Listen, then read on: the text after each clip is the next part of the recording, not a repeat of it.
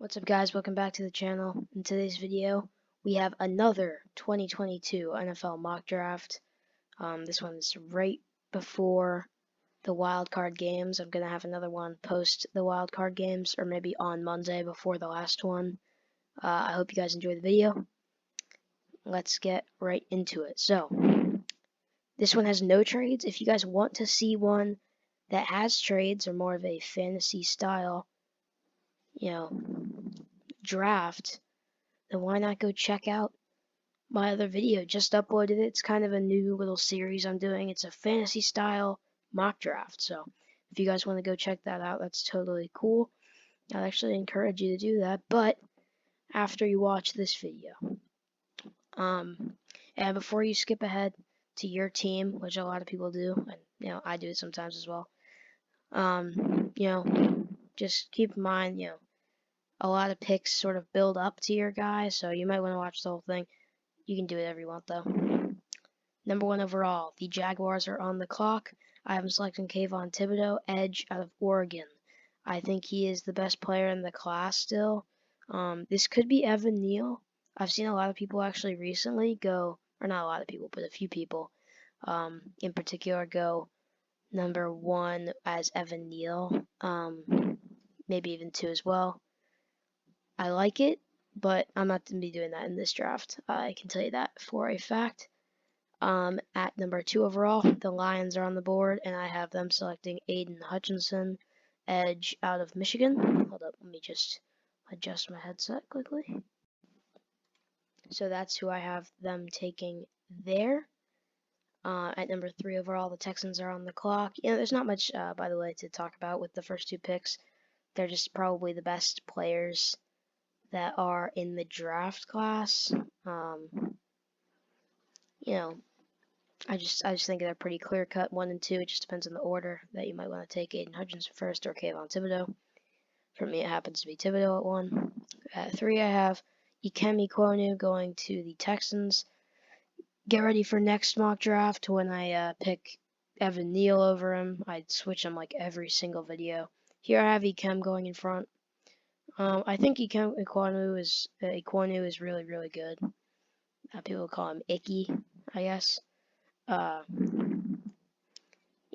really like EKWONU. I think he's really, really physical. I think he's a little bit more raw than Evan Neal, but it just depends on what I'm feeling on the day, to be honest, whichever one I go first. I have the Jets taking up an opportunity to take Evan Neal after the Texans passed on him. This really ticks off the Giants because the top 2 edges and top 2 tackles are off the board. There's a few spots they can go here. However, I have them going with David Ojabo. There's sort of the top tier edge, which is Kayvon Thibodeaux and Aiden Hutchinson between them. And then there's sort of the second tier, which I think is Ojabo and KARLAFTIS, but still great. But I think they're the sort of second tier and this top sort of 6 I have. And then there's the third tier, which is Travon Walker and Jermaine Johnson that I sort of have going together. Here I take David Ojabo as the third edge off the board. So we move on to the Panthers. They need tackle pretty bad. Charles Cross is on the board. However, they need quarterback pretty badly as well. As soon as I make the post-free agency one, or post-free agency mock draft, we'll have a better look at if they need quarterback or not, or tackle or not. But right now I haven't taken Kenny Pickett, quarterback out of Pittsburgh. It's just, you can't go into another season with Sam Darnold and Cam Newton on that roster. Cam Newton's got to go. He's not great anymore.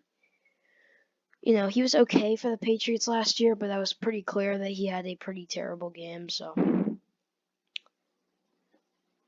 he will not be there anymore, ideally, with this pick with Kenny Pickett.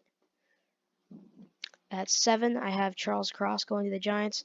I think he has potential to, actually, I think it may have been even smarter to go Charles Cross at 5 and take Ojabo at 7, because Charles Cross tackle isn't guaranteed to make it past the Panthers pick, while David Ojabo probably is. I mean, no one's ever guaranteed to make it past a spot, but it's probably more likely, so that would probably be smarter for the Giants, so I might change that up. But that's how I have it right now. Then at 8, I have the Falcons taking George Karlaftis, edge out of Purdue. He's on the thumbnail for a reason, man. He's supposed to draw those clicks. I think he's really, really good. Pretty athletic as well. He sort of has a more stocky body type off the edge. I really like that. It's sort of a way you can sort of sneak through. He has a great spin move. He might be edge 3 for me. I'm not incredibly high on Aiden Hutchinson, but he is like really, really good. But if I were to personally rank these edges in this class, I'd probably have Karlaftis over Aiden Hutchinson. The most hate in the world I'm about to get. But it's just me personally. Broncos at 9, I've taken Malik Willis. I think he's probably maybe has the highest upside in the class as a quarterback, potentially. Maybe why am I blanking? Matt Corral. I don't think Kenny Pickett has the highest. I just think he has the highest floor. And Malik Willis could easily flop as well, but he has great arm strength, great speed. He's going to be a fun quarterback to watch.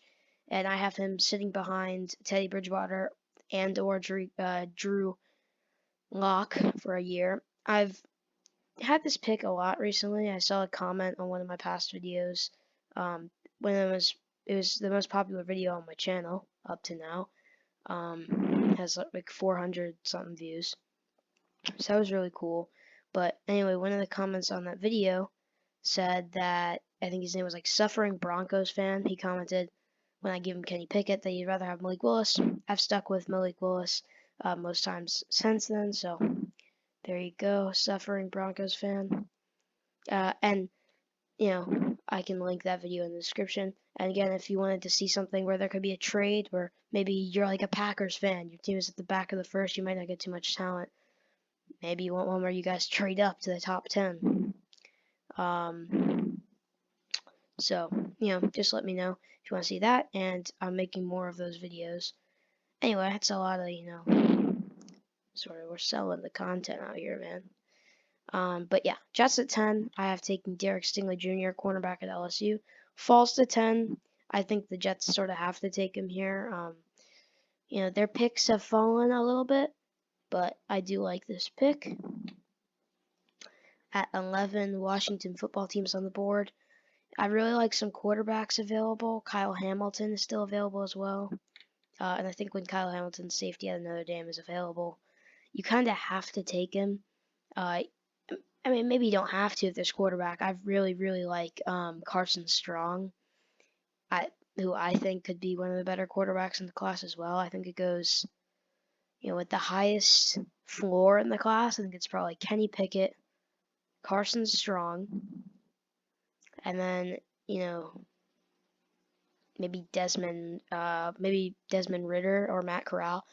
There's a lot of opportunities to flop. I think Carson Strong, wherever he goes, he's going to be the Mac Jones of this class, where he just kind of goes late for a quarterback, but then also ends up being the best one, at least so far. So that's what I'm looking at right now. Next up, we have the Minnesota Vikings at 12 overall. Pretty disappointed Kyle Hamilton just came off the board. But that's okay with them because Andrew Booth Jr. is still there.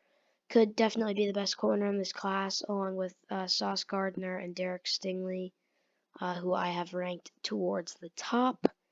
Next, we have the Browns. I've considered giving him Drake London here before, just because they need a big body guy. But I feel like if you want Drake London, you can trade back almost a 32. So maybe, the Packers trade up is a thing that I was talking about earlier.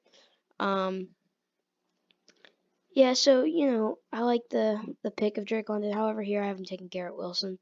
Probably just the best hands receiver in the class, so do like it. At 14, I have the Ravens selecting DeMarvin Leal. IDL out of Texas A&M. This could easily be Tyler Linderbaum, as they need offensive line, center / guard help really badly. That could also work with Kenyon Green, as he can play some guard and center, possibly tackle also. So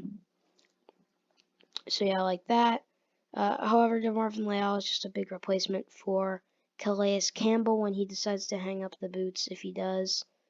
Hang up the cleats. So, you know, anything could happen, but I haven't taken DeMarvin Leal. Jermaine Johnson at 15, edge of the Florida State. He is, you know, I think he's great.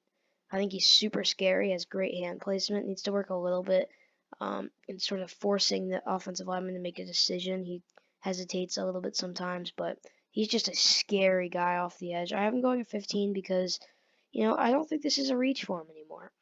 I think he's buffed his draft stock a lot. If he has a good Senior Bowl, you know, we could be seeing this as his projected ranking. So I like Jermaine Johnson a lot. That's where I have him going.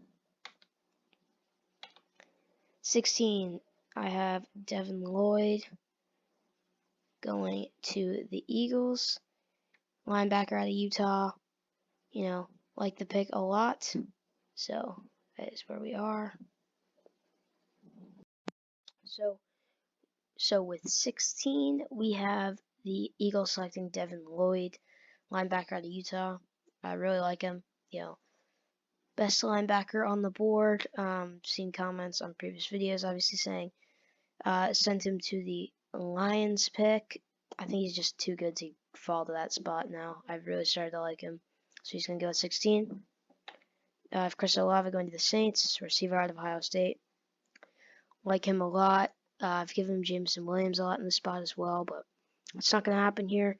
I think Jameson Williams, you know, with the injury, his stock is going to fall down a bit, but not too much. He still should be a first rounder, but it's going to fall down quite a bit. 18, Jordan Davis going out of Georgia to the Chargers. I don't know why that took so long to get out. But, you know, they can't stop the run, and to make the playoffs, you need to stop the run, kill them. That's why they lost. They couldn't stop, what's his face, Josh Jacobs at the end of that game. If they could, they would be in the playoffs. Matt Corral, quarterback at Ole Miss. I think this is a weird pick, but I do like it. Going to the Eagles, more of a pocket passer. They've been better with Gardner Minshew, who is more of a pocket passer than Jalen Hurts. Even if they don't want to admit it, they've played better with a pocket passer, and Matt Corral can be both. He can run, he can pass. Needs to work on his, these throws a little bit. He only has really RPO experience at Ole Miss in that weird offense they run. And while RPOs are coming to the pro game more and more, not as much as college still, so it's kind of like a one read and done. You either hand it off or you throw it. There's kind of no other reads. Here you have to make progressions, and you need to work on that. But I do have him going here. I think if the Eagles have the opportunity to take a quarterback, I think why not? I think he potentially could be the best one in the class. And if you have the opportunity to take him later first round, like more like middle of the first round, Matt Corral, I think is a pretty good value pick considering your quarterback situation. Steelers, I've taken Kenyon Green. They're pretty lucky he fell to 20. Making the playoffs is great, but it also kind of killed their draft stock for getting a offensive lineman. So they're going to need to work with it. I doubt Kenyon Green will fall this far, but here he definitely did. So I think it's a good pick for him. Interior offensive line at Texas A&M. I've said a few times that he's anything you want him to be at a Texas A&M. Because he basically is. He can play anywhere on that offensive line. So, for that reason, I have him going to the Steelers, who need to build that sort of physical, gritty offensive lineman, and he can play anywhere as well. So, great value. At 21, my New England Patriots are on the board. I haven't taken Jason Williams, receiver out of Alabama. You know, obviously no connection with Mac Jones with Alabama, because James Williams obviously just transferred in. However, you know, when there's a top deep threat like that, you know, not a lot of teams have. Definitely my Patriots don't have. It would be huge to get him. You know, even if Mac Jones, you know, if he might not be able to even get the ball that far, you know, just having him isolate space for other players as well would be so huge. So if we have that ability, excuse me, I hit the mic there. So I like it. I like the pick. 49ers pick with the Dolphins at 22. I have them going Roger McCreary, corner at Auburn. I will explain. You might think, oh, they have Xavier Howard, Byron Jones. This is correct. This is a fact. However, with all the man, sort of blitzes they run, they blitz like 7 sometimes. They isolate their corners in man coverage, so you want to have great man corners. Roger McCreary is that. And if you have 3 great corners that can all sort of hang in man coverage, I think that's a good start. They can even pick up, maybe Darion Kendrick at another corner, have 4 solid corners. Number 23, the Raiders, I have taken Tyler Linderbaum, center out of Iowa. He can also play guard as well, so, should probably live with the interior offensive line. But, I like the pick a lot. He's probably the most exciting center I've ever seen coming out of a draft. Don't get too many centers that are that exciting. There's a cool clip of Tyler Linderbaum and Tristan Wirfs having like a wrestling match or something, and Linderbaum won, so that's something to look at. I don't know. He's really good, and I think if the Raiders have the ability to take him, I think they will. Obviously lost Rodney Hudson last year to the Cardinals, who are the next pick on the board, and they will be taking Ahmad Sauce Gardner, cornerback out of Cincinnati. I like the pick a lot. Just get more young talent onto this team. And if Ahmad Sauce Gardner keeps falling down to 24 in the Cardinal spot, then I think they can just keep taking him. Bengals now at 25. I have them taking ideally an offensive lineman for him, so Trevor Penning out of Northern Iowa. Northern Iowa, it's a sort of D2 school. He should be beating up on sort of everybody that's there, sort of killing them and being way better, and he is way better, so he does fill those expectations. He's doing what he can in the situation that he's been placed in. I like him. I think go first round. I think potentially because of the D2 division, he could drop, but I like it. At 26, we're going towards the final picks here, so guys, if you have enjoyed the video, make sure to hit the like button, or as other people say, make sure to smash that like button, mate. Rate the British accent in the comments down below. But yeah, anyway, it'd be great if you could hit the like button and subscribe. That would be great. 26 overall. Anyway, we have the Bills. Have them taking Trayvon Walker, edge of the Georgia. Potentially, I let him slip too far, but I have him going here anyway. I think they have to snag him up if they have the chance. Next, this is for you, John, in the comments. Nakobe Dean, linebacker out of Georgia. I know you wanted, Devin Lloyd, but Nakobe Dean is the next best linebacker in the class, and he happens to fall to this spot. Cowboys, I've taken Trent McDuffie. I've done this a few times now recently instead of Jaquan Brisker. I like him because he can basically play safety as well as corner. Has great zone coverage and everything, so I like the pick. 29, I have the Chiefs taking Drake London, receiver at USC. He's just a big body receiver that can go up and get the football. And I've given the Chiefs or Bucks, whoever's higher, I've given them the receiver, and it's usually Treylon Burks coming off first, but here I have Drake London going. That does leave the Bucks with the opportunity to take Treylon Burks, receiver at Arkansas. Then next, not much to talk about with him. He's basically Deebo Samuel if he was 6'3". That's basically the way to put that. Titans, I've taken Christian Harris, linebacker, Alabama. This could be receiver, but, with the linebacker, they need help. Linebacker position, they need help, so Christian Harris is going to go, and I like the pick a lot, so I have them taking that. Then we have the Packers at 32. I have them taking Nicholas Petit-Frere. I think potentially he could be one of the best tackles in the class. He's ranked pretty high. I'm not too high on him, but he has decent hand placement. He needs to work on his anchor a bit, but I do like him, so that will be the mock draft.